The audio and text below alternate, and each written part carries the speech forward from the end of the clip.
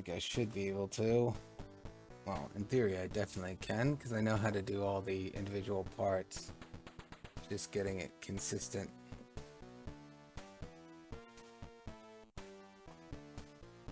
Getting through stage 3, Flash 4 without any big screw-ups, and then performing right on the final boss. But I've got a better strategy this time that's going to speed up that fight a lot.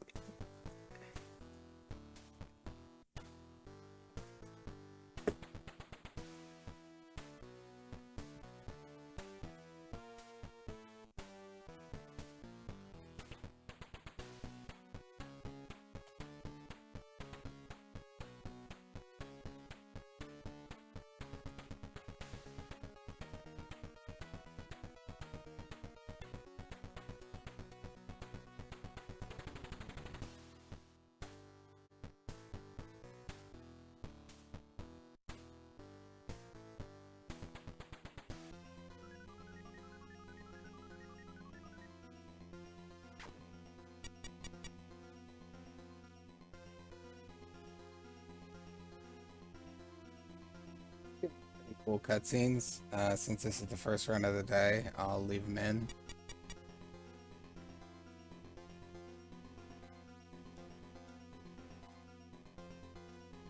Need to make sure this first cutscene crashes, so I just need to make sure. Ready to go.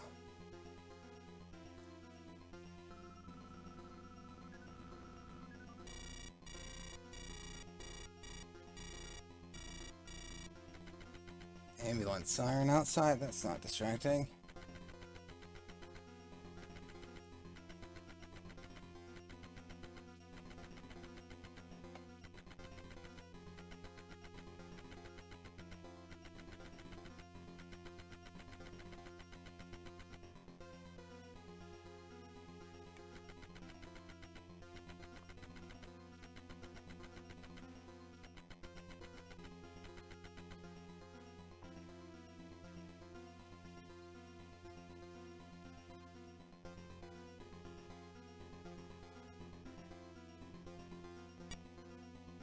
That's what I mean by the cutscene crashing.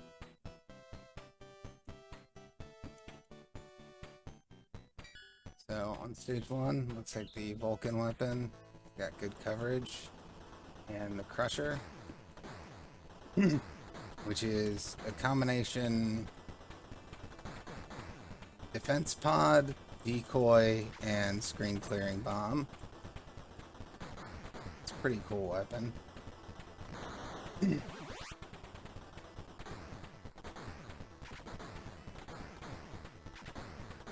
And when I say decoy, what I mean is you can see enemy ships aiming at it instead of at my motorbike.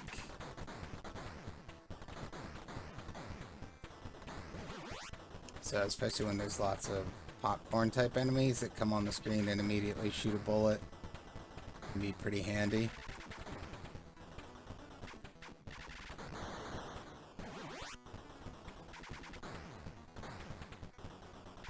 And to use the bomb feature, you either press the sub-weapon button again while it's deployed, or when it takes enough damage, it'll detonate on its own.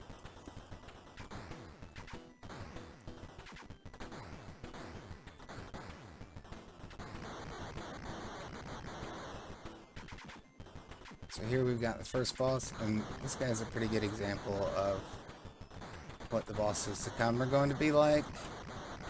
Fairly simple attack patterns, but a small hitbox or weak point, so that you have to sort of follow the movement and aim at the boss.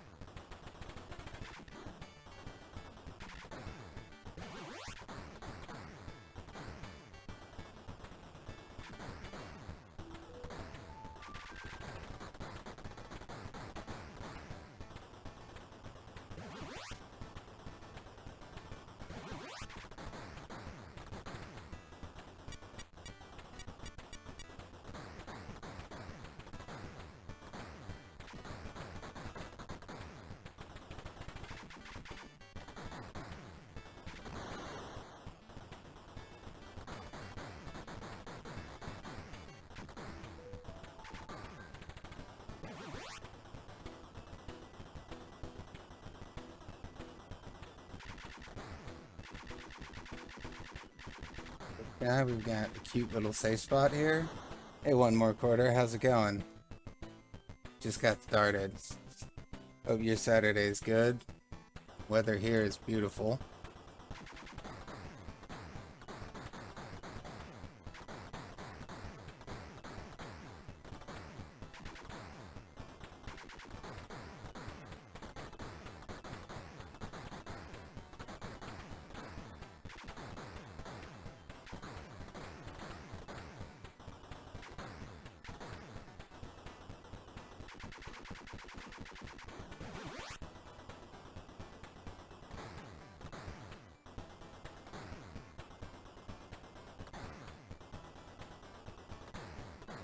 So for this part, I just need to focus on dodging the electric beams, and the popcorn enemies kind of take care of themselves.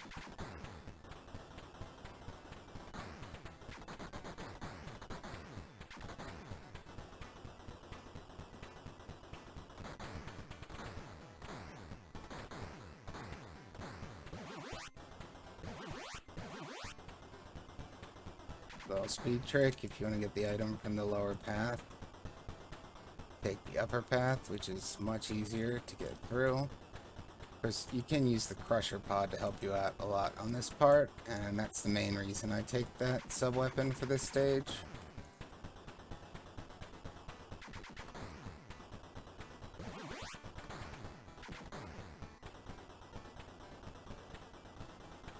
Here we go with the Stage 1 boss, because it fulfills Stage 1, subsection 3.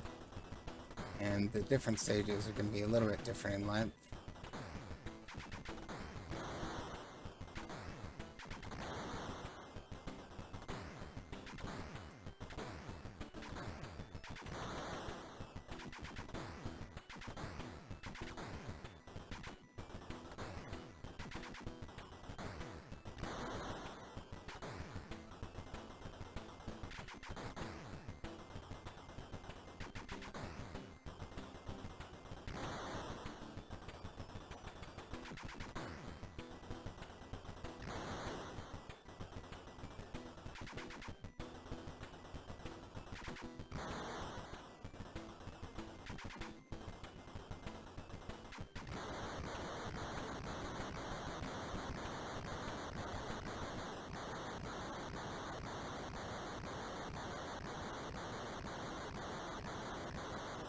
Let's meet Sid's girlfriend, Eva.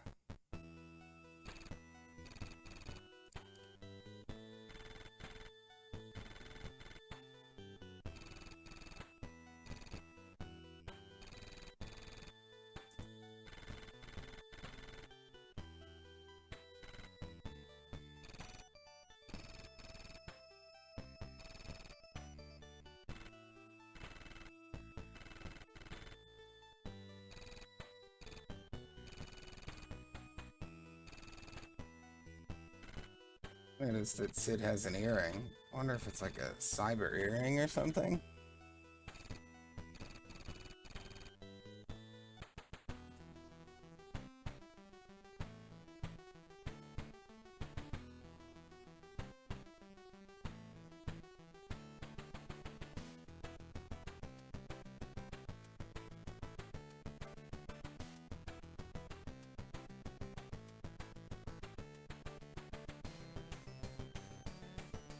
This is pretty cool. The ship transforms a few times through the course of the game. It doesn't affect its capabilities or anything, but it's a really cool visual touch. Stage 2, we're going to use the laser cannon and the, I think the chaser sub-weapon. I gotta double check my notes.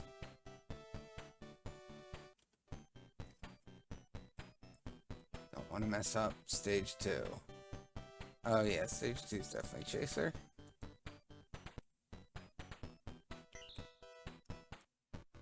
I don't feel too bad about bringing my notes to the test, given that the game does pause for you. It's not an arcade game that is always running, and pausing is a emulator feature, and the game lets you take your time to decide which weapon you want to use, so take your time to decide which weapon you want to use.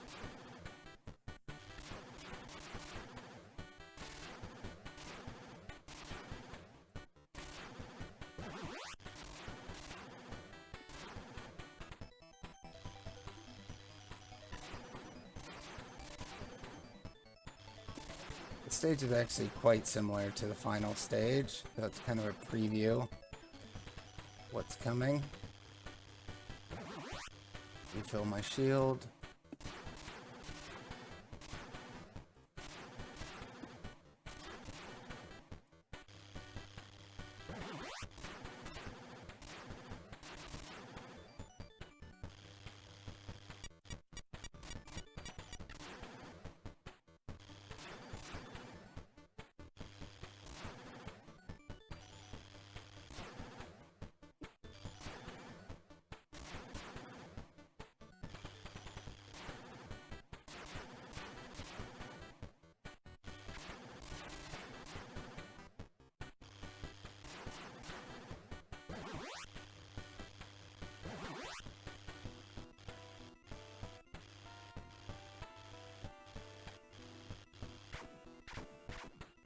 Whoa.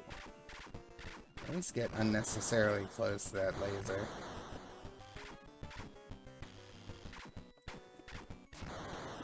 This guy, once again, small hit points.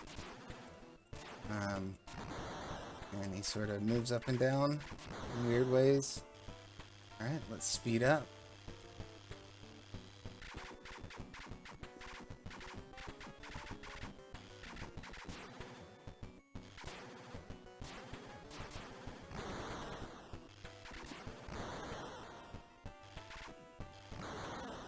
Alright, and get in the safe spot for the desperation attack. Oh, that's cool. You take notes too. Yeah, I know not a lot of people do that. But my buddy that I play co-op with actually developed a simple app for taking notes for video games. That lets you, the main utility of it is, first of all, it's just like a really simple notepad, and you can use it on your phone or whatever. And then it also lets you tag and categorize games so that you can look stuff up easier. It's just like a logger, basically, but I use it, and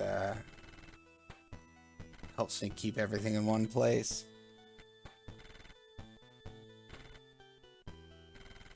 And it makes it easier to share notes, too, versus if I'm writing them in Notepad or something, or writing them down by hand. Can't really share that online.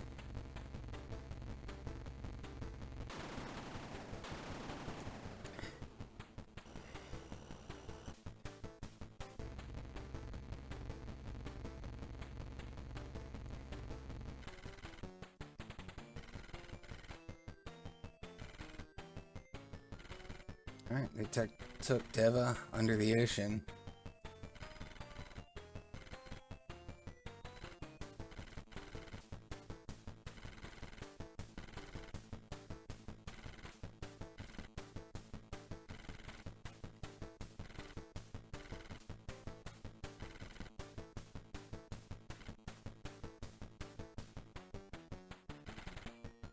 Rip.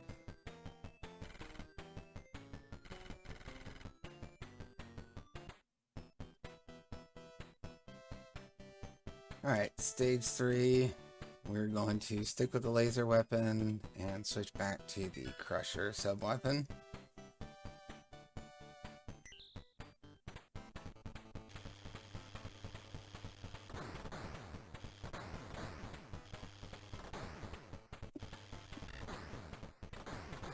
And the other option you've got throughout the game is the speed selector with 4 speeds. Very typical of TurboGrafx games. And I'm going to use speed 2 for the majority of the game. That's just what I'm most comfortable maneuvering at. But there are parts, like on that previous boss fight, where I switch up to 4. And there are parts where I'll go down to 1, so that I can do some really careful positioning as well. Every once in a while, if I get jammed in a corner or something, I'll switch speeds on the fly.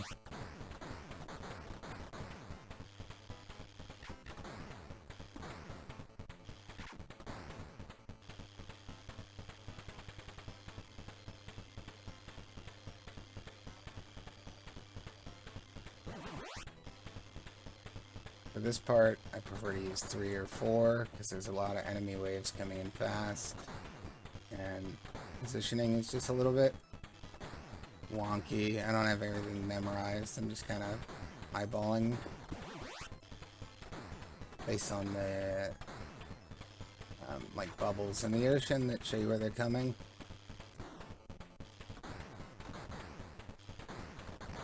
And this is a place where the decoy is really helpful. Get these bullets away from you. Makes it much safer to stay at the back of the screen, or you might get trapped otherwise. And this guy, I'll switch between speeds 2 and 3.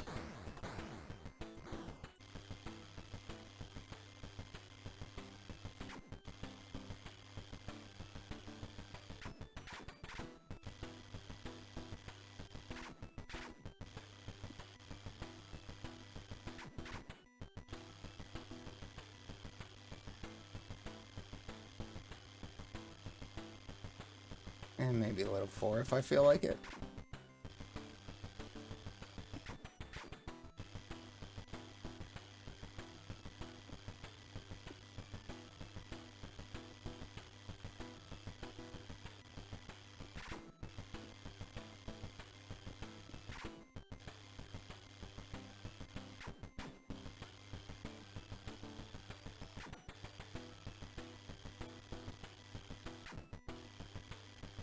And as you can see, I just go for the macro dodges here. I don't try to get in between this spread except when I'm actually trying to hit the weak spots. It's the advantage of having the higher level speeds that you can rely on those macro dodges because your hitbox here is huge and I don't like to goof around with it too much.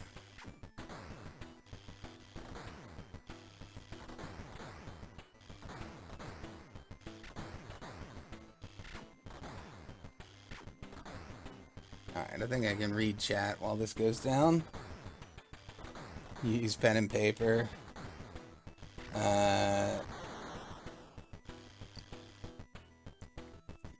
Drawing routes on paper. I can kind of see that. I mean, I make illustrations with paint, especially once again when using co-op. Like when I'm trying to explain what I mean to Golem, or like he's saying something and I'm not following what it is, I'm like, let's just draw it out. I'll like draw a pattern or whatever, and it can help to understand. Alright, so I'm actually at full power here. I don't need anything from these guys, but I still need to kill some of them to get through this part. Let's see if I can get invincibility.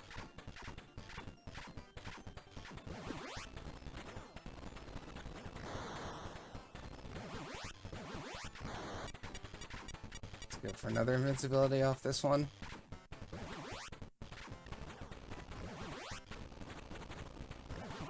It's fun. You don't get to do that in shmups a lot. Just sit on top of an enemy to kill them. Alright, and now we're coming up on one of the hardest parts of the game. This boss, and then the next sequence coming up after it. Oh, tap the rewind button for a second there. I'm going to say that that doesn't kill the run, but if you want to take it out of the record books, that's fine.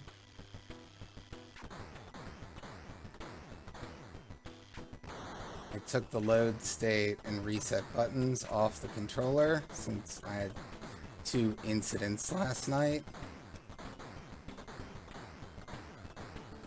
But I still got rewind on there. Alright, that went perfectly smoothly, and partly just because I had my weapon at full power.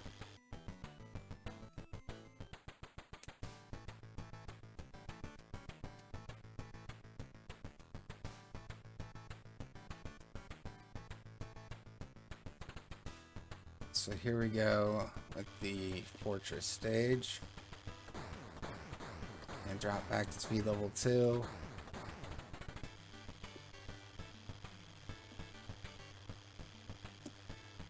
These gates don't kill you. I don't really think that they can crush you either. I haven't really tested it out. But you can push up against them to get through. Ah, shoot. These rail turrets are such a pain. The gates will crush you against the back wall, though. I meant that they can't, like, pinch you. But, that's how they kill you, is trapping you against the wall.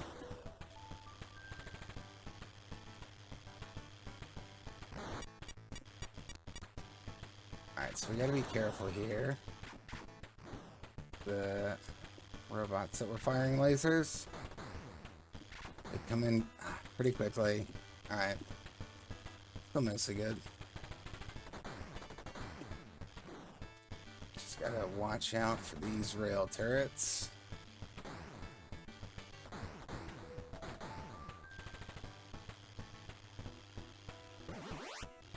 Take the shield refill because I don't really need the crusher for this part.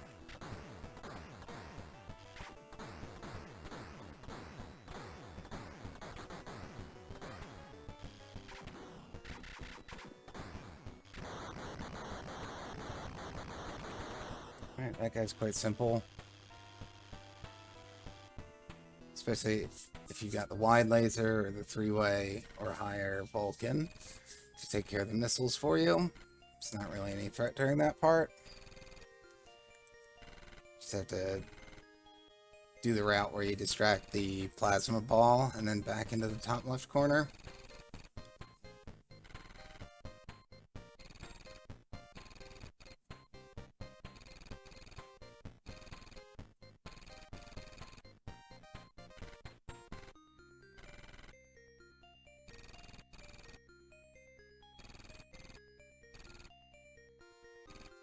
This music is so well done to convey the mood of these scenes. It's perfect.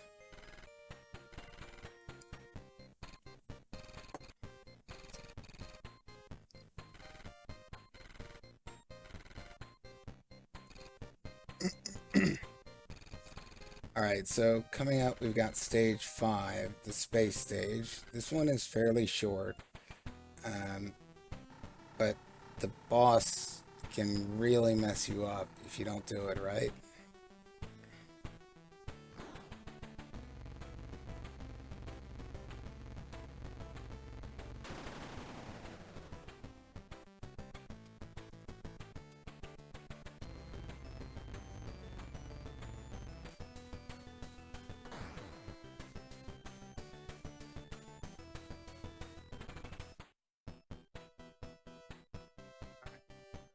We're going to stick with the laser and the crusher here.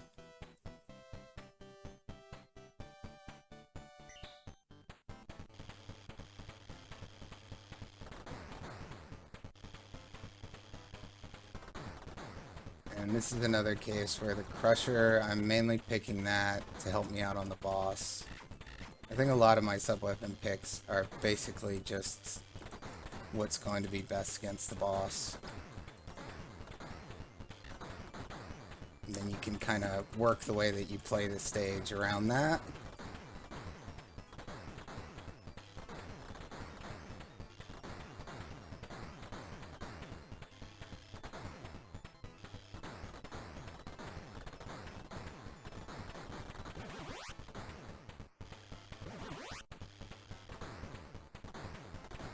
And the main threat in this stage is just with the onslaught of asteroids. If you lose power, then it's really hard to handle that, essentially. And we need to stay exactly in the center here. Stay away from those arms. Last 2 hit points, and then use the crusher to clear the desperation attack. And going into the final stage. Like I said, stage 5, short one.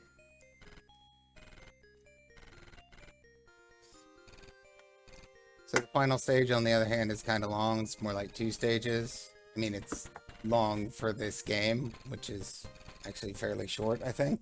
I haven't looked at the length, but I think it's probably about 30 minutes long. So this stage is going to have 4 subsections.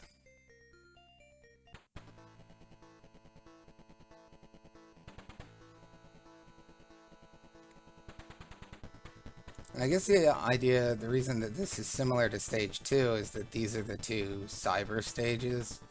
You get this jacking in cutscene before both of them.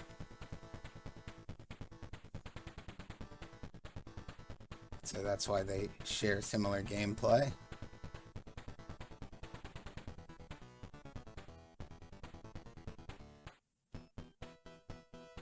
Alright, and we'll stick with the laser once again.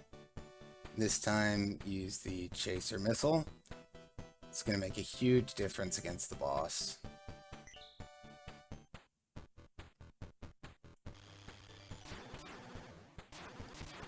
Stage would be a little easier using the crusher pod, but really not worth it.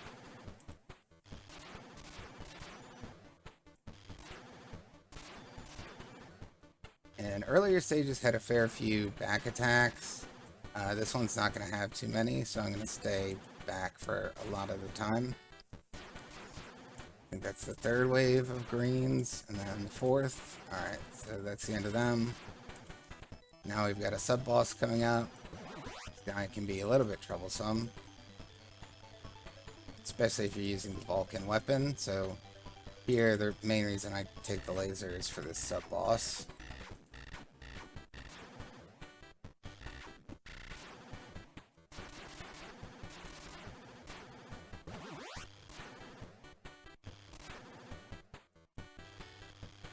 The idea there was to stay on the floor for as long as possible, and the floor side sort of rises up and puts you closer into his firing coverage, and at the same time popcorn enemies start spawning that shoot streams of bullets, so you need space to move. You can't just stay on the ground the whole time, even though it's safe at the beginning of the fight. Alright, so now we've got detonating meatballs. I think these might literally be meatballs. They seem like they're made of flesh or something. Or maybe they look like bacteria.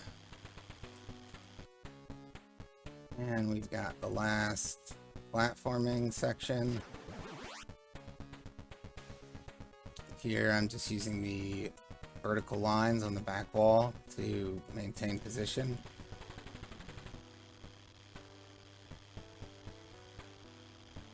And on this boss, I'm going to use speed 2, and the chaser missiles are going to help me out.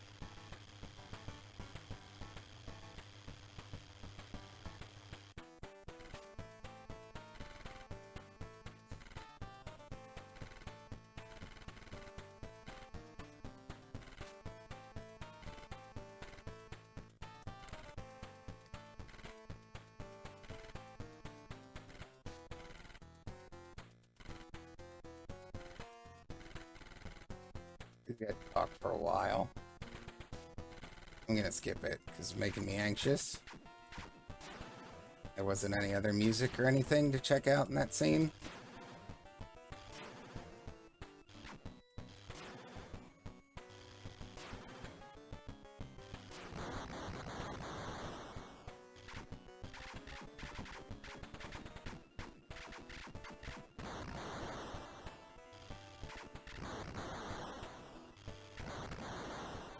Alright, that was a little close at the end.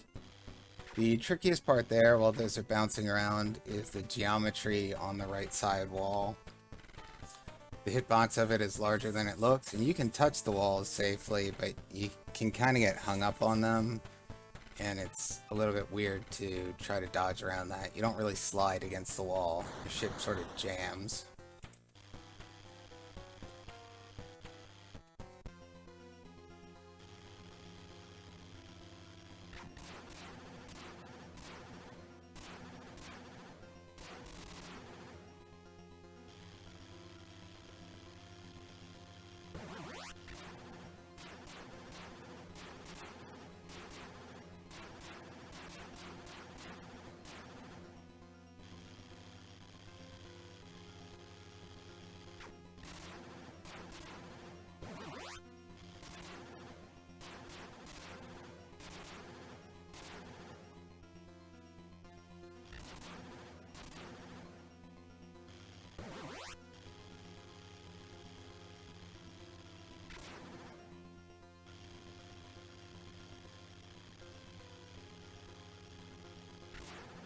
these triangles start to dissipate, I need to be ready for the surprise encircling attack.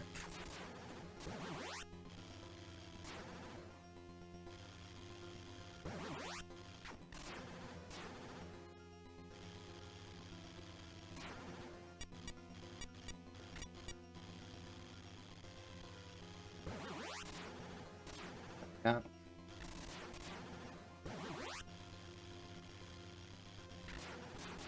One, two, three, and four.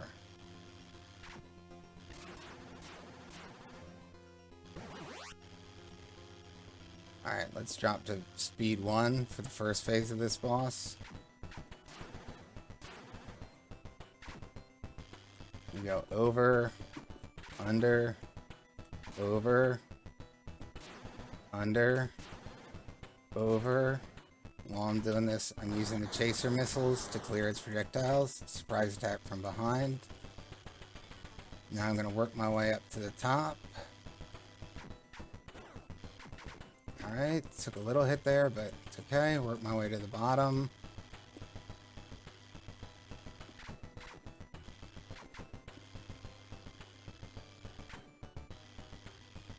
Work my way to the top again. And I keep forgetting to fire my missiles. Work my way to the bottom. Alright, and that does it. That was needlessly close, because that final boss is a really strict route.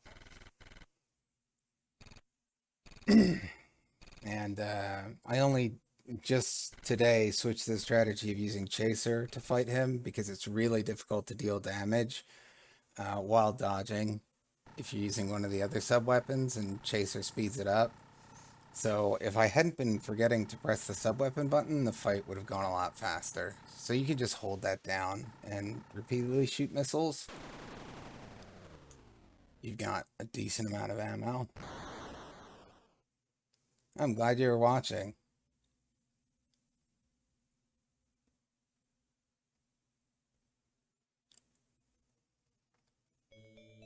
So that took 1 week to practice and clear, probably about 2 to 3 hours a day. It was really good. I really like this game. This is definitely high quality, exemplary PC Engine stuff. Up there with Gate of Thunder in terms of horizontals. And Lords of Thunder. I mean, I haven't replayed Lords of Thunder in a while. I really loved it back when I played it a lot, though.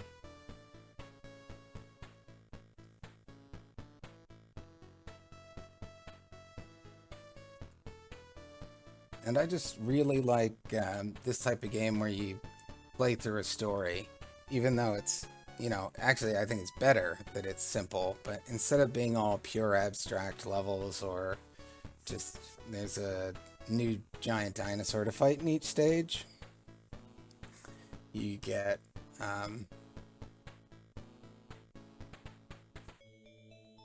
this background story basically, and in each level sort of tells that story through its aesthetic and artwork, and the music also conveys the mood. So even though it's all in Japanese, you can understand what's going on.